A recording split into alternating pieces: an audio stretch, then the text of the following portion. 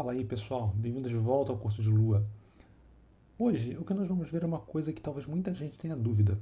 Já repararam que muitas funções em framework de jogo, você que já tentou fazer algum jogo, algum mod de um jogo, né? Ou você mesmo que já tentou programar em Lua, talvez você já tenha visto, se não viu, vai aprender aqui com a gente hoje. Mas que às vezes você tem uma tabela, e uma tabela qualquer, e uma função pode ser chamada, né, dessa forma aqui, né? Func passando os seus argumentos, né?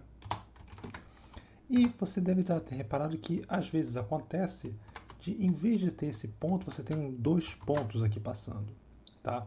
Hoje nós vamos explicar o que é o ponto e o que são os dois pontos, tá? É a diferença que essa segunda forma aqui se chama sintaxe de método para tabelas em Lua, tá? Vamos começar do começo. Então, uma tabela em Lua, como a gente já sabe, já está careca de saber, se a gente define uma tabela qualquer, a gente vai ter aqui os atributos dela, né? O atributo 1 igual a 1, meu atributo 2, vamos colocar aqui a TTR para ficar bonitinho, igual a A2, tá?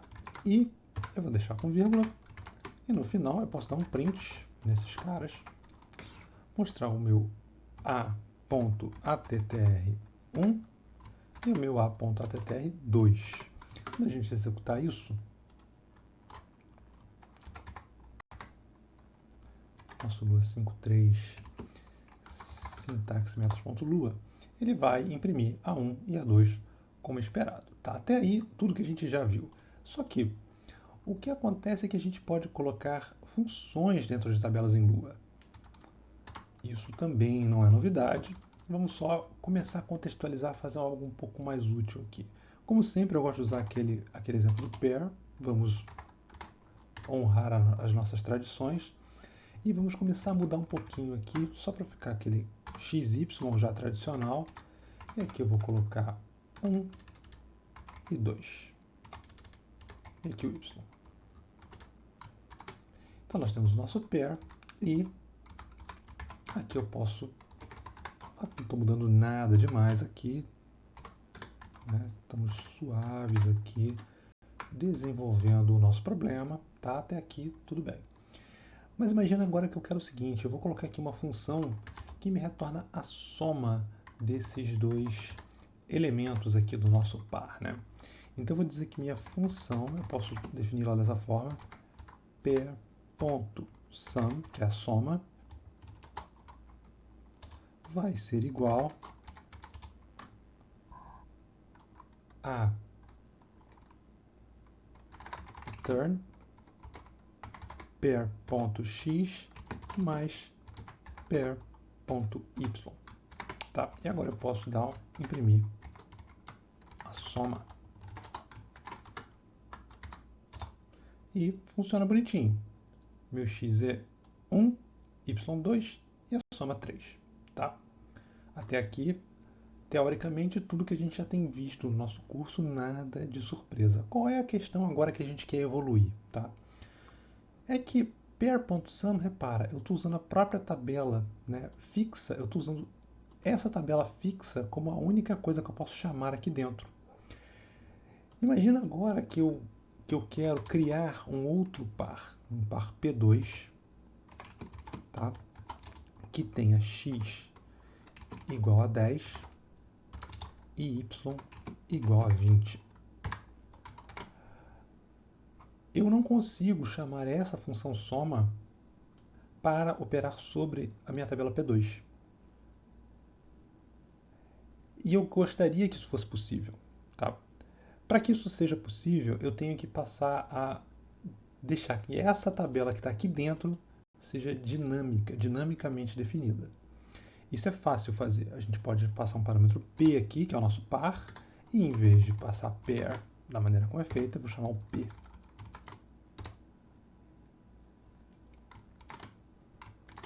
Ok? E agora a diferença, claro, é que eu tenho que chegar aqui no final e na minha soma, em vez de pair sum, eu tenho que dizer quem é o par que eu quero somar. Né? Beleza. Continua funcionando. E agora o meu P2? Como é que eu faço com o meu P2? Naturalmente, que se eu quiser fazer o meu P2, vamos imprimir tudo do meu P2 aqui, mas vamos fazer um pouquinho mais bonito para a gente poder enxergar melhor. Eu vou fazer algumas simplificações aqui. Primeiro eu vou criar uma função f, que nada mais é que minha string.format. Tá? E aqui no final eu vou fazer um underline f passando um formato que vai ser definido por p1.x igual %s passando o meu pair.x. Não é por dentro, é por fora. Tá? E vou fazer a mesma coisa para os outros casos, só que aqui é o meu y. Estou fazendo bobagem aqui. Aqui é o meu y. Aqui é um espaço. Aqui é o meu soma. E claro, aqui é o meu pair.sum. Testar para ver se está igual. Beleza? Então eu só estou colocando agora as strings na frente para eu saber do que se trata. E agora eu vou pegar isso aqui tudo e vou fazer para o meu P2. Vou dar um print aqui só para pular uma linha. E agora eu vou fazer o meu P2. Então o meu P2.x é igual a P2. P2 e P2. E agora o último que a gente tem que prestar atenção, porque isso aqui não é exatamente uma classe. Se você já viu classe em outras linguagens de programação, aqui a gente não está com tudo completo ainda. Tá? Repara que o meu, aqui eu estou chamando pair, né, que seria o meu P1. Vou até mudar aqui para P1 logo de uma vez. Tá? Então aqui tudo vai virar P1, só para a gente diferenciar entre o par 1 e o par 2. Tá? E repara que aqui no final eu vou ter P1, sum, P1. Beleza. Está correto aqui. Mas eu aqui não posso chamar P2, a gente vai ficar tentado a fazer P2, sum, P2. E não podemos, porque P2, né, o meu par 2, não define a função soma. Tá? Ela está definida apenas para o meu par 1. Então, já que o meu par 1 define a soma, eu tenho que usar P1 por fora e P2 por dentro. Quer dizer, a minha função soma, que está dentro da tabela P1, recebe um argumento que, por acaso, aqui é o P2, e ela vai fazer a soma. Então, com isso feito, eu posso testar e ela faz corretamente o cálculo, né? Exibe o par e a soma como esperado. Tá bom. Chegamos no ponto em que a gente tem o que a gente precisa, a base que a gente precisa para entrar na sintaxe de método. Você já deve ter percebido o seguinte. Primeiro, que isso aqui é redundante, né? Eu estou passando P1 aqui e P1 aqui, né? Eu tenho a obrigatoriedade de passar o par, né? Apesar de eu já estar com a tabela aqui dentro da tabela, eu estou tendo que passar novamente a tabela aqui no meu argumento. E, obviamente, o outro problema é que aqui na linha 24 eu estou tendo que pegar a função de uma tabela, de uma outra tabela, que é a minha tabela P1, mas ela vai operar sobre o argumento da minha tabela P2, que é a minha tabela P2. Tá? Como é que a gente começa a melhorar isso? Em Lua, eu posso chamar, eu posso indexar um atributo da minha tabela através de dois pontos. O que isso significa? Tá? Quando eu uso dois pontos dessa forma, significa, eu estou falando, Lua, pega a minha tabela e passa como primeiro argumento da função. Eu só posso usar isso com função, tá? Dois pontos, só com função que eu posso usar. Mas ele fala, ó, passa esse primeiro argumento aqui, passa essa tabela, que é a minha tabela, o pai da minha função, né, onde está contida a minha função, e passa a própria tabela como primeiro argumento. De modo que eu não preciso passar ela aqui. Então, é a única coisa, é só isso. Quer dizer, quando eu coloco dois pontos, eu passo a própria tabela como primeiro argumento implicitamente para... implicitamente é até um pouco forte, porque na prática eu estou mandando ele fazer isso com os dois pontos. Mas, vamos lá, ele de maneira escondida passa aqui para você o teu P1. E com isso, agora o nosso programa deveria continuar exatamente o mesmo. Tá? E de fato, olha, ele faz a conta direitinho, meu P1.soma continua sendo 3, ele está operando aqui em cima.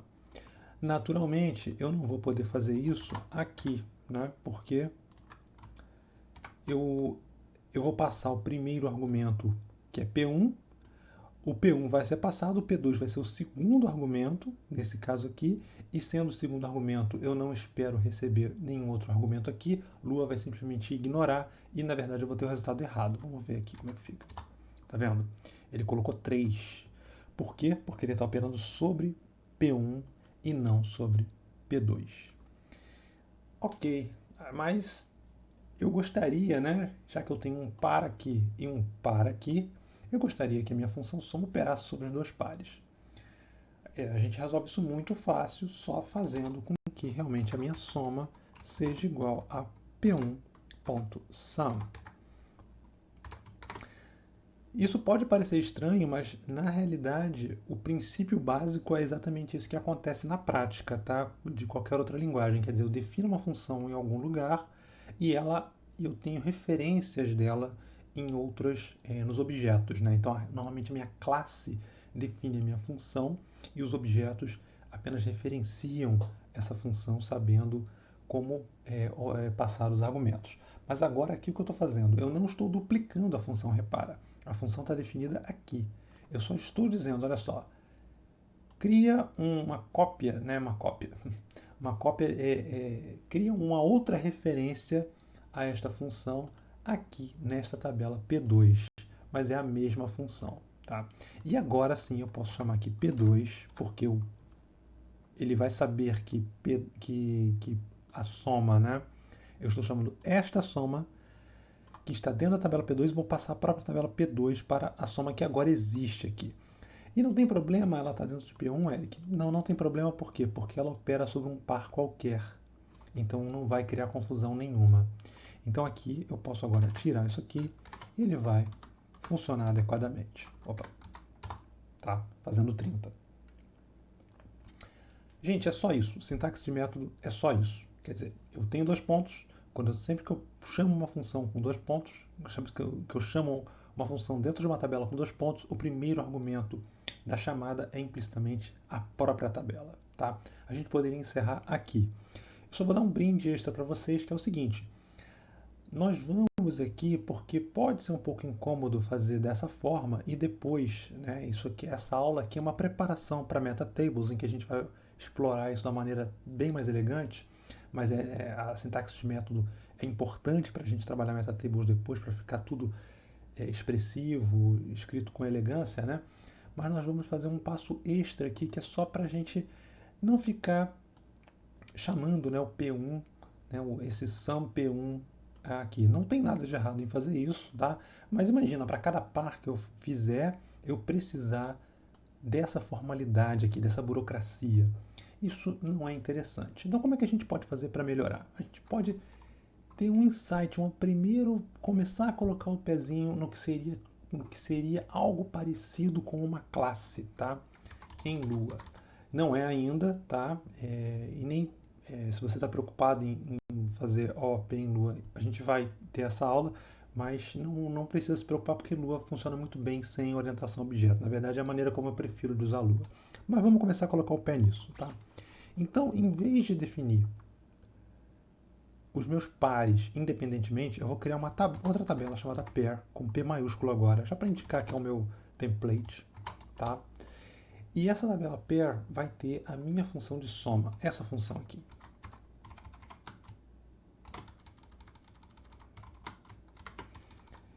Então agora, eu em vez de definir daquela forma, eu vou definir aqui dentro e passar. Só que eu tenho que, como é dentro da tabela, eu tenho que definir diferente, dessa forma aqui. Tá? E é isto. E como é costumeiro quando a gente começa a lidar com funções que vão operar sobre a própria tabela, né, sobre uma instância da nossa tabela, eu em vez de chamar P aqui, eu vou chamar isso aqui de self. Não preciso, não é obrigatório, o P funcionaria tão bem quanto, mas eu já vou começar a introduzir um pouco de padrão aqui pra gente. Então é normal que se use assim. Tá?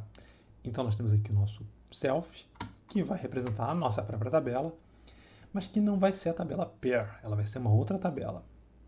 Tá? E eu agora vou criar uma outra coisa, que é uma outra função dentro da tabela pair, mas eu tenho que definir ela separadamente, eu não posso definir aqui, né, porque eu quero agora criar uma função de criação de um par, né, que é o pair.create. Só que eu não posso definir aqui, porque eu vou passar a soma, eu vou usar a soma aqui dentro do create. Só que como a tabela ainda não chegou nessa linha 8, em que ela fecha a tabela e que ela efetiva a criação da tabela, então soma ainda não existe, porque a tabela ainda não existe. Então eu tenho que primeiro criar aqui, né, ou ele poderia até criar a tabela inteira, né, e criar as funções todas com esse estilo, mas aqui está de bom tamanho. E depois eu crio create, né, e aqui dentro eu posso usar todo o conteúdo que está dentro da tabela. Tá? Vou passar os meus argumentos iniciais, que são meu x e y, para inicializar minha tabela que eu vou retornar, o meu par que eu vou retornar. E como resultado eu vou dar um return numa tabela, em que o x é o x, o y é o y, e a minha função soma é uma referência à minha função soma que está lá em pair. Então é meu pair, e aí sim com P maiúsculo, eu não tenho que passar self nem nada, ponto sum, porque é uma referência a esta função aqui. Tá? Então com isso eu tenho o que a gente pode chamar de um construtor de um par. Tá?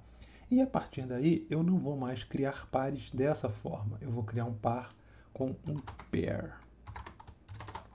2, ponto create, claro. E o meu P2 é o meu pair.create. Vamos fazer aqui direto, mais rápido. Com o 10 e o 20. E repara, porque agora eu defini o meu construtor já arrumando a casa para mim, a minha burocracia está toda contida aqui e eu não tenho que mais fazer para cada instanciação. Eu não tenho mais que cada tabela eu ter que forçar a criação de um sum aqui que eu poderia esquecer em algum caso. Né? Fica mais enxuto. Não preciso mais disso aqui. E teoricamente tudo deveria funcionar exatamente igual, porque essa linha aqui, né, essas linhas me garantem que eu estou retornando um objeto já no formato correto. Vamos testar para ver se isso funciona. Então, ó, funcionando direitinho, P1 com 1, com 1 e 2, né, soma 3, P2, 10 e 20, soma 30, e tudo funcionando direitinho. Tá bom? Então, espero que vocês tenham gostado dessa explicação, dessa aula. Se vocês gostaram, dá uma curtida aí e vamos junto com a gente para a próxima aula. Um abraço.